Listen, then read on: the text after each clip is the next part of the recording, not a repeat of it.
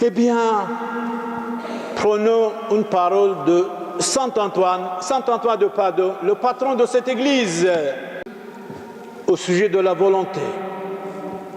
La mauvaise volonté est un mauvais arbre. Un mauvais arbre ne peut pas donner de fruits.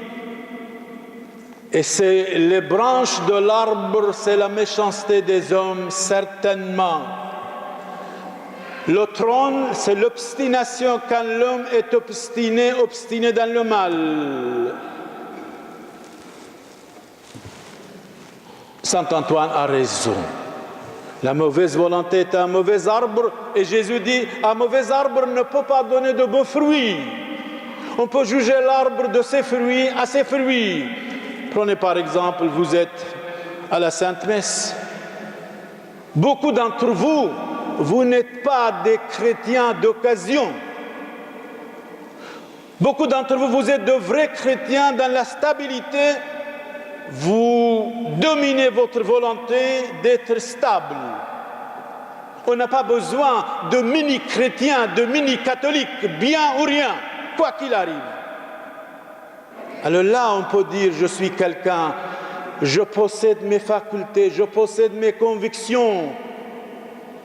Ça veut dire quoi? Un catholique, pendant 6 mois, ne vient pas, après, hop, il est là. Après le 7e mois, il est là. Ce n'est pas un catholique. C'est un Judas, frères et sœurs. Bien ou rien. Catholique, moitié de catholique, on n'a pas besoin, vraiment pas. Jésus n'a pas besoin. Quand il dit, soyez, attention, il n'y a rien sans difficulté, sans sacrifice, sans misère. Jésus dit, soyez parfaits, comme votre Père Céleste est parfait. Je ne veux pas être moitié, total, tout ou rien du tout.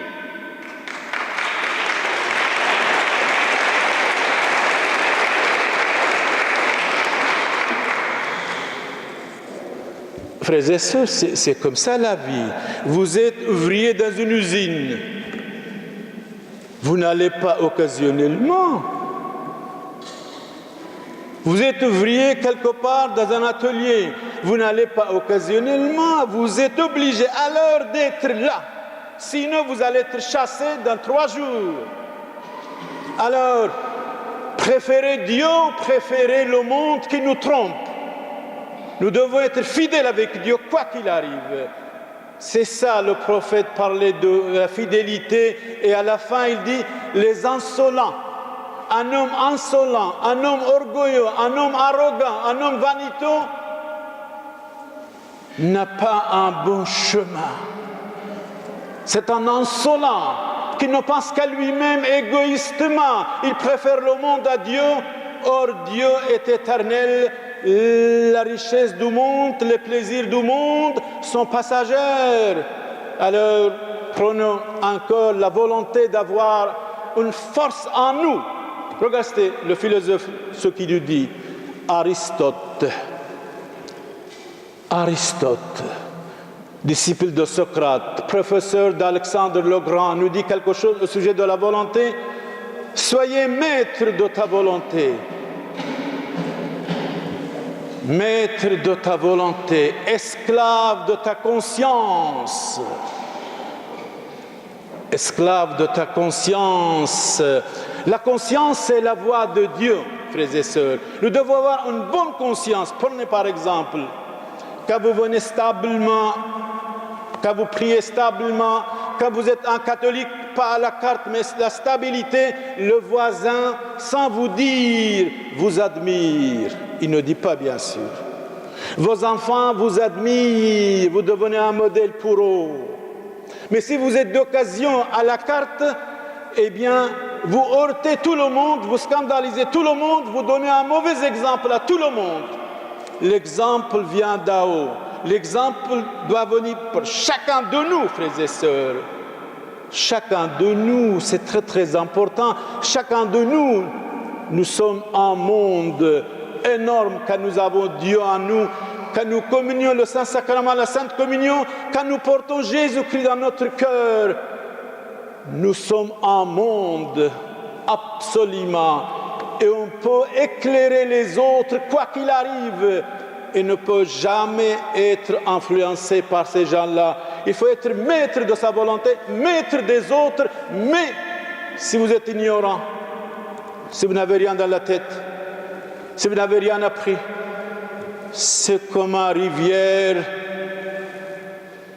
que la racine est tarie, il n'y a pas d'eau. Vous ne pouvez pas vraiment donner l'eau à personne. Oui, quiconque fait la volonté, Jésus dit, quiconque fait la volonté de mon Père, celui-là est mon frère, ma mère, ma sœur, mon mari, mon enfant.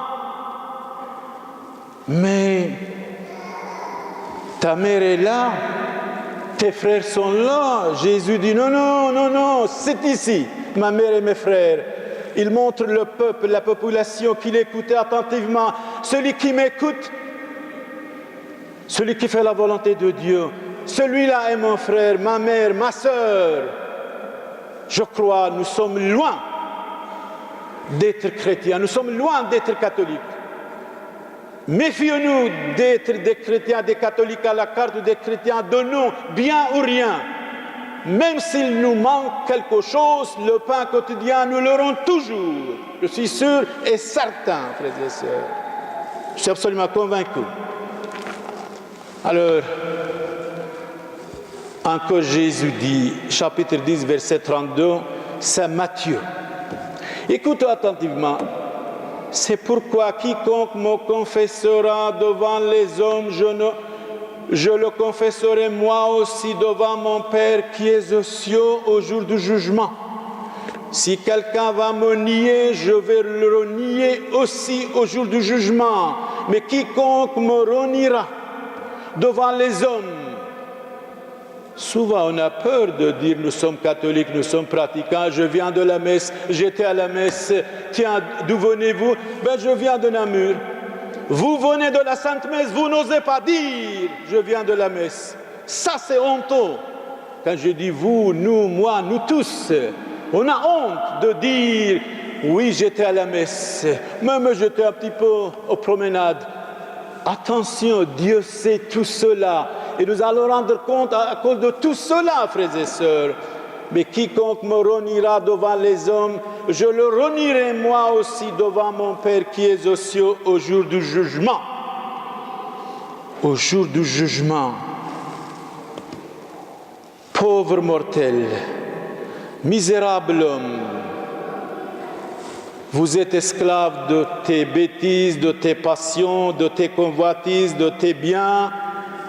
Pourtant, vous êtes mortel. Pourtant, votre vie est passagère sur la terre, disait Pascal, ce philosophe, ce savant français mort en 1662, nous dit ceci. Car enfin, qu'est-ce que c'est l'homme? Dans la nature, en ayant à l'égard de l'infini, du cosmos, qu'est-ce que c'est l'homme devant l'infini? Misérable homme, croyez bien quelqu'un qui t'a créé. Malheureusement, l'homme seul qui dévore systématiquement, qui attaque systématiquement les autres hommes. Mais il ne suffit pas de dire, il faut appliquer. Il faut dire juste, comme saint Paul disait ce matin à son disciple, prêche la parole en temps et à contre-temps, n'ayez pas honte, insiste en toute occasion, ne fût-ce pour sauver quelques-uns.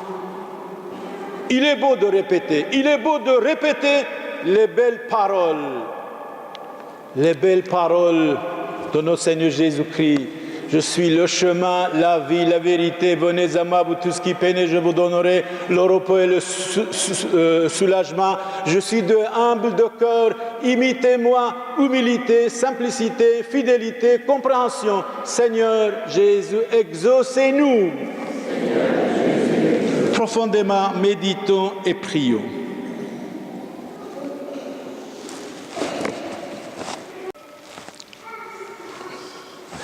La parole du dimanche, c'est vraiment une jolie parole. C'est de la part de Victor Hugo. Oui, il dit, l'homme sur la terre est un ange à laisser. L'homme sur la terre est un ange à laisser. Moi, je répondrais, l'homme sur la terre est un ange pour éduquer. Parce que l'éducation, l'instruction fait la société, fait les hommes, fait la femme, fait la jeunesse, certainement.